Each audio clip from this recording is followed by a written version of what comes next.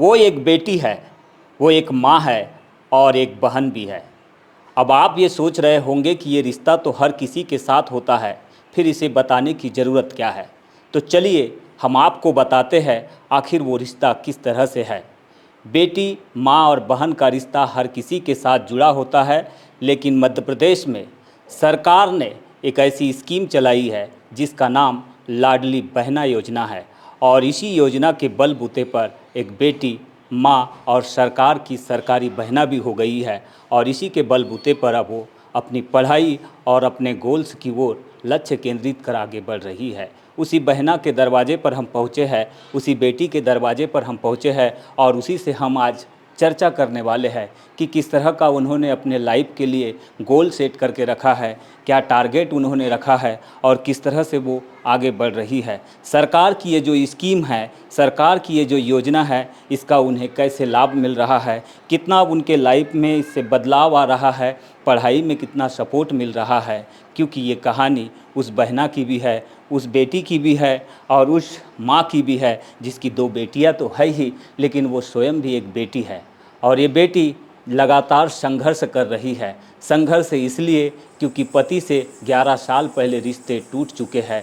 अब वो अपने माँ और पिता के घर यानी कि मम्मी पापा के घर में है और इसीलिए ये कहानी हम आपको आज दिखा रहे हैं।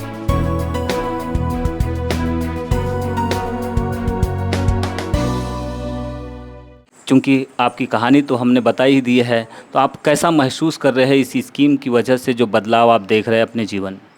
सर, ये जो मुख्यमंत्री लाडली बहना योजना है, ये सही में बहुत महत्वपूर्ण रूप से साबित हुई है उन महिलाओं के लिए जो अपनी ज़रूरतें कभी पूरा नहीं कर सकती थी, पर आज वो निर्भर खुद पर हो गई हैं।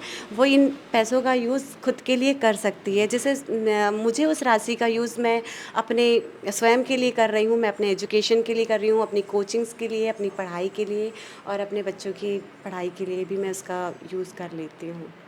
आपके पति के साथ में जो रिश्ते आपके टूट चुके हैं, अब माँ के घर में हैं, आप पिता के घर में हैं।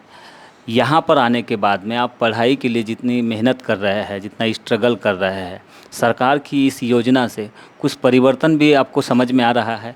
क्या इसका सपोर्ट आपको समझ में आ रहा है? जी, बिल्कुल।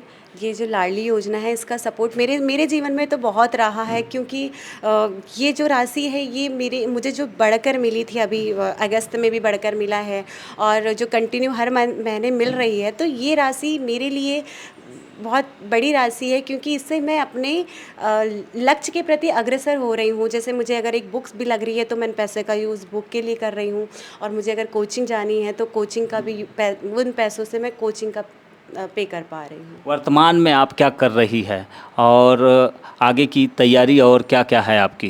क्या मन में आपने सोच के रखा है? वर्तमान में मैं महिला बाल विकास में आउटसोर्स कंप्यूटर ऑपरेटर हूँ और मेरा टारगेट पीसीएस एग्ज़ाम को क्लियर करना है और अभी एक महिला बाल विकास से ही पर्यवेक्षक की एग्ज़ाम आ रही है, जिसके लिए मैं अभी प्रिपरेशन कर रही हूँ।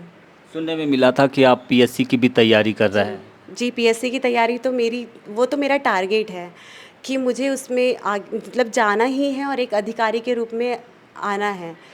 बट अभी मेरा एक वो है कि अभी जो मुझे अभी महिला बाल विकास में एक पता चला कि पर्यवेक्षक आ रही है, जो अपने आप में वो भी बहुत अच्छी पोस्ट है। तो मैं उसकी तैयारी में लग गई हूँ, क्योंकि अब मुझे उस डिपार्टमेंट में जाकर फिर वो मतलब मेरी तैयारी तो पीएससी की कंटिन्यू रहेगी जब तक कि मैं उसको पूरा ना कर पाऊँ। ससुराल से जब संबंध टूट जाते हैं, रिश्ते ख़त्म हो जाते हैं और माँ के घर आके जब हम ये सारी चीज़ें करने की कोशिश करते हैं, कुछ अड़चनें भी आती हैं, लेकिन इन अड़चनों के बावजूद आप जो प्रयास कर रहे हैं, उसमें आप क्या देख रहे हैं? जी सर, शुरुआत के दिनों में बहुत तकलीफ़ होती है, क्योंकि जीवन बहुत संघर्षमय हो जाता है जब हमारे बच्चे बहुत छोटे होते हैं। हमें खुद खुद को भी सँभालना होता है और बच्चों को भी सँभालना होता है। तो वो एक तनाव भरा माहौल हो जाता है, कहीं हम डिप्रेशन में चले जाते हैं। पर मैंने कभी डिप्रेशन को ज़्यादा अपने ऊपर हावी नहीं होने दिया। मैंने ये सब कर्म के ऊपर छोड़ दिया कि शायद मेरे कर्म ऐसे रहे होंगे जो मुझे ये जीवन मिला। फिर मैंने पॉज़िटिव थिंक के साथ में मैं डेली आगे बढ़ते रही। मैंने अपनी पढ़ाई कंटिन्यू रखा, जो मेरी बीच में ब्रेक हो गई थी पढ़ाई, और मैंने अपने बच्चों के साथ-साथ मैंने अपने एजुकेशन को भी आगे बढ़ाया है। तो ये कहानी है प्रतिमा डोमड़े की, जिन्होंने पास्ट में काफ़ी संघर्ष किया है अपनी लाइफ को लेकर और ससुराल से जो रिश्ते ख़त्म हुए उसको लेकर, लेकिन मायके में आकर उन्होंने अपना लक्ष्य सेट किया, एक गोल सेट किया और टारगेट के अनुरूप सरकार की स्कीम लाडली बहना के माध्यम से अपने किताबों और पढ़ाई का कुछ खर्च निकाल कर अब नए लक्ष्य की ओर आगे बढ़ने का जो है प्रयत्न कर रही है।